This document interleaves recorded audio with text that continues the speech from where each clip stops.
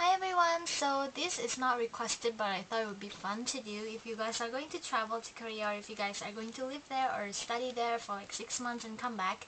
I have a survival tips for you, so I'll just break it down to 3 survival tips. And first, whatever you do, if you first meet someone, you just don't wave at that person, but you bow like a Japanese bow or like Korean. So I'll show it to you guys. Like if I meet you guys for the first time, I will, oh, 안녕하세요, and you just bow down, like that, because it will show you guys that you have a great manner. And in Korea, not only first impression that matters, but it is also a first greeting, or how you greet is actually really matters in Korea. And yeah, so you'll leave a great expression to the Koreans, and it will make everything easier. And like they said, first impression always matter. And now the second one, whatever you say, you have to say 안녕하세요 and 감사합니다. 안녕하세요 means like hello, but in a very formal way. So it will leave that kind of impression that you are actually have a really great manner of greeting. And like I said just now in my first tip, that first impression always matter, as well as the first greet.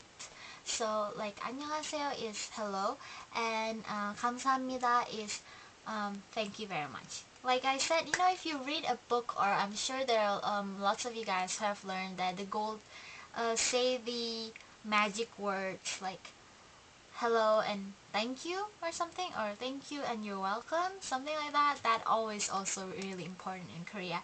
And the last one is actually, wow, I have no idea. I should have come up with 2, but I'll make it to 3. And in Korea, I suggest you guys to at least learn a basic in Korea first before you go, because there are not a lot of people or a lot of Koreans who can speak English, and there are still a lot of people who don't really want to speak English, and if you ask them, they'll just run away from you, or they just ignore you and pretend that they didn't hear anything. So my advice, learn Korean first, or just bring the really compact or like really basic conversation when you're traveling, because it does really matter when you're trying to order anything.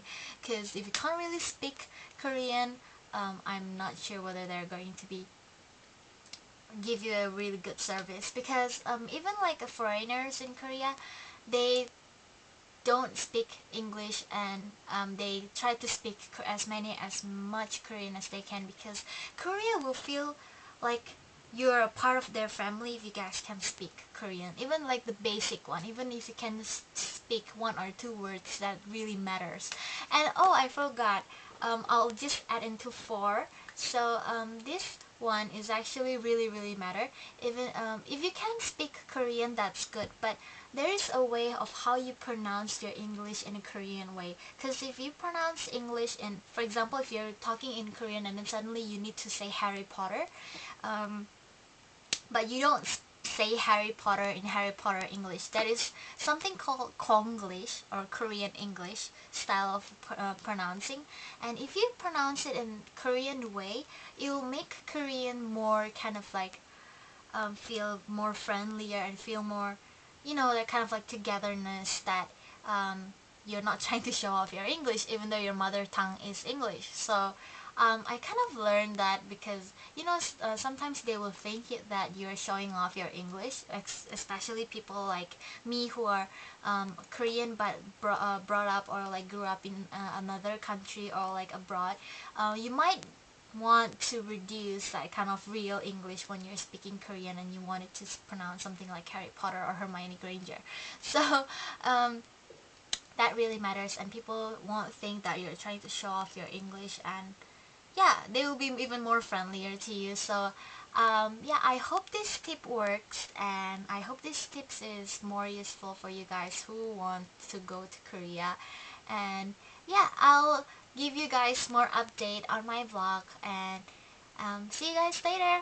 안녕.